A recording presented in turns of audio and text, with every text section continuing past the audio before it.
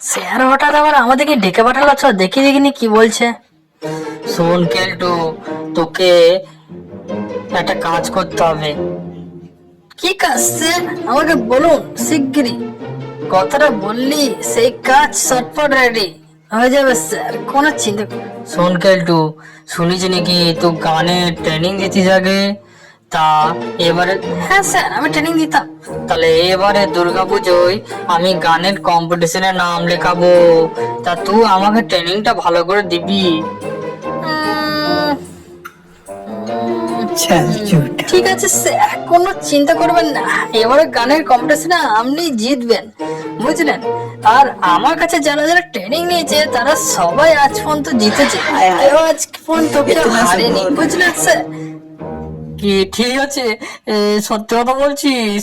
তাহলে তো খুবই ভালো জিনিস হবে, তোর কাছে ট্রেনিং নেবো।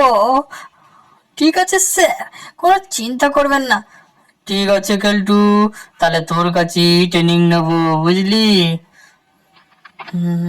শোন কেলটু, আমার ঘরে শিগগিরই আয়, তোকে ফেদা ভোজন করাবো, বুঝলি।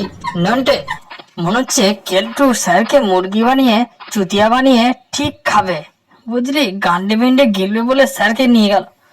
শোন ঠাকুর, উদ্ভানি ভাই, ভালো মন্দ রান্না কর, আমার স্যারকে খাওয়া, কেলটুকে ভালো মন্দ খাওয়া, আর রাতে ভালো ভালো কচি কচি মাগি নিয়ে আয়, আর মদ মাংস নিয়ে আয়, ব্যবস্থা কর। যা ঠাকুর যা, গুদমানির ভাই মানে এখন কি ছেলে ঠাকুর, যেটা বলছি শোন, এইগুলো যেন হয়। আর আমার জন্য বিদেশি মার। শোন তাহলে, এই গোটা ব্যবস্থা কর, বুঝলি ঠাকুর, বুঝলি কি। কানে কি বাড় গেছিস, কত সাড়া দিচ্ছি না কেন। শোনো তো ঠাকুর মশাই, ওইদিকে কি হচ্ছে বলো তো। আর বলিস না, ওই গোদমানে ওই কেলটু কি এমন করবে কে জানে, ওর জন্য আবার মদ মাংস মাগি সব রকম ব্যবস্থা করতে হবে। খান কি ছেলে কেলটু, সে আবার স্যার হয়েছে গোদমানি ভাই। ঠাকুর মশাই, ও